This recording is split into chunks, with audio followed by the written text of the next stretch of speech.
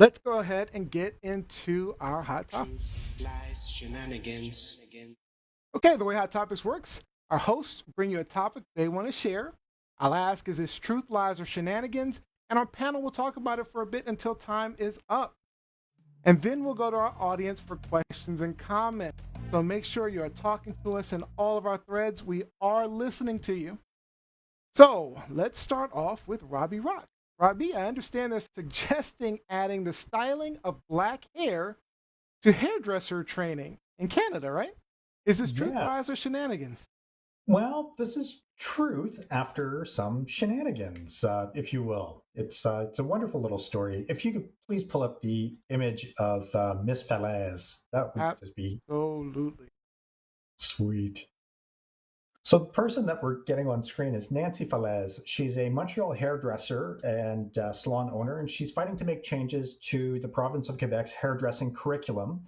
And she's really determined to draw attention to the lack of education about black hair and how to cut and style curly textures. She is her parent. She's born of a Haitian father and a French Canadian mother, which explains those beautiful curls. My daughter had very similar hair in her youth. So, as beautiful as it was, it caused her some grief as a kid. She wanted to straighten it. And even throughout her adult years, she professes that she used a lot of chemical and straighteners As most and do. treatments just to make things, yeah. Hmm. So she had a bout with cancer in her adult years, and with her chemotherapy treatment, lost all of her hair Hmm. on her head. And when everything grew back, she learned to truly embrace the beauty of her curls. So, in a more recent excursion, she went to Montreal and wanted to get her hair done.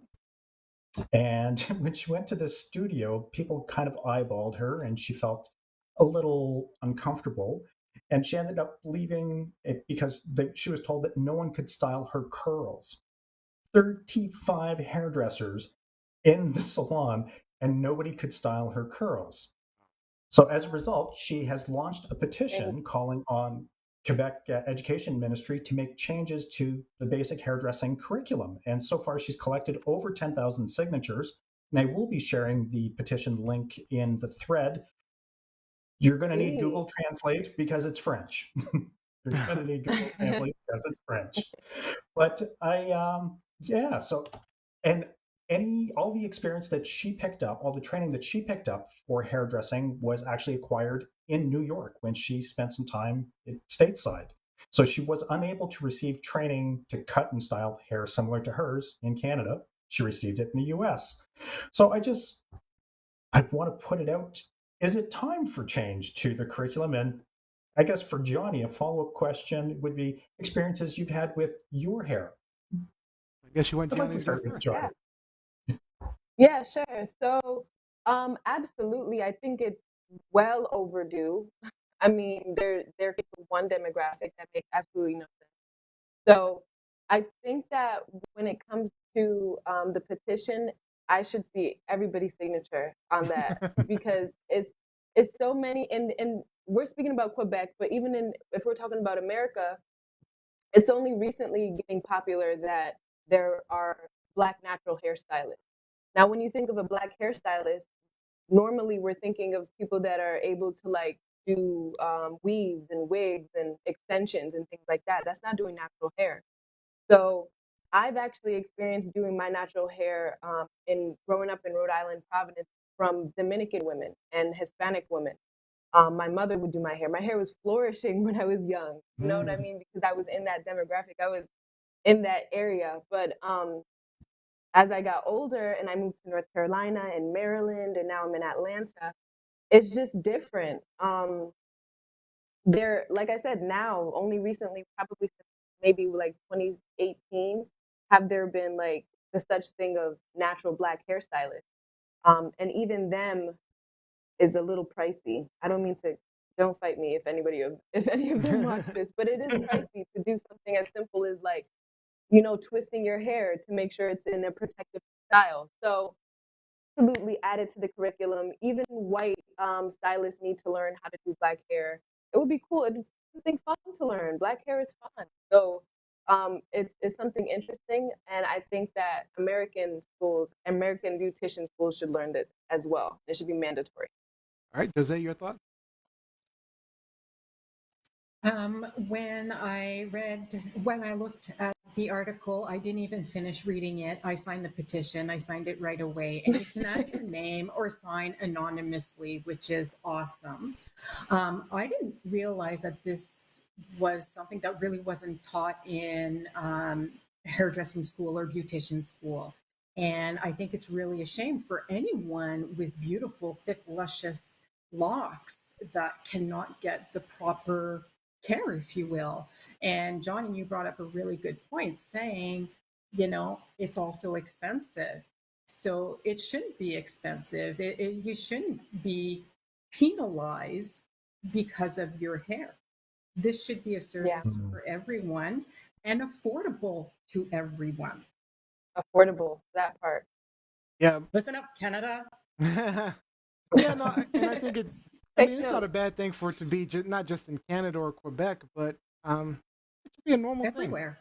Thing. I mean, it should be everywhere. a normal expectation, and it should be just part of the learning process. It doesn't mean that it has to be the primary thing that they learn. I mean, but you should learn how to work with all types of hair. Exactly. I mean, absolutely. If curls, you want to be known as a professional, yeah. I mean, it's just my wife, has similar issues. I mean, and it is very expensive to when people are doing black hair. It can be much more expensive. They consider it harder. Yep. Yeah. And so they charge, even when I was getting my hair done with like the Dominican women, they would charge me more like recently because they saw my hair texture was different. Your hair, even black women, that your hair texture changes as you get older as well. So super complex hair. And I think that like any profession, you have to learn the ins and outs of the different things. Well, it depends on the profession, but it's the same thing for black products too. I mean, they have like even sections of black products and expensive. Oh my gosh. I know because my wife buys all that. First-hand experience. Yeah. I'm sorry, Kiani, do you have something else you wanted to say? No, that was it. Rob, did you have anything to say about it?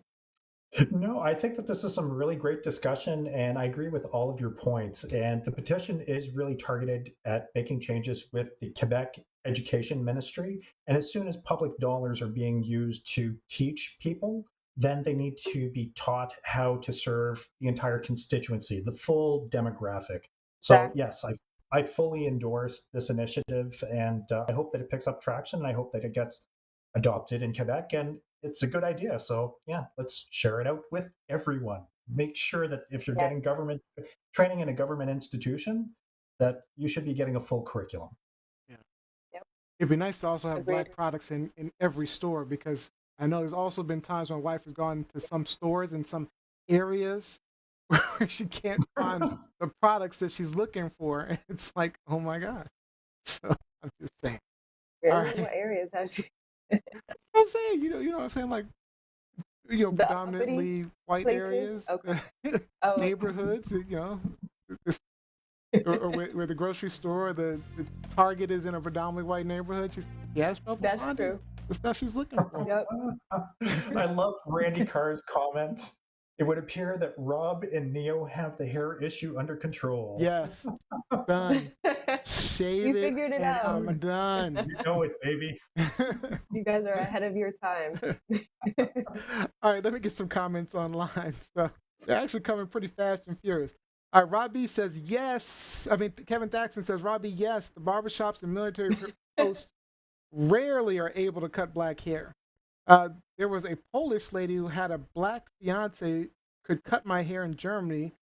There was also a Russian lady and a few Germans married to black men too. But other than that, Olivia says, and not just abuse our hair and whitewash it with straightening. Mike Winter did make a note of saying Black History, bring in for Black History. Mike Winter says, I'm black every day, so we can discuss blackness and history every day. Literally. Yeah, that was a good conversation. All right, so that is that for that hot topic. Thank you, Robbie. Truth, lies,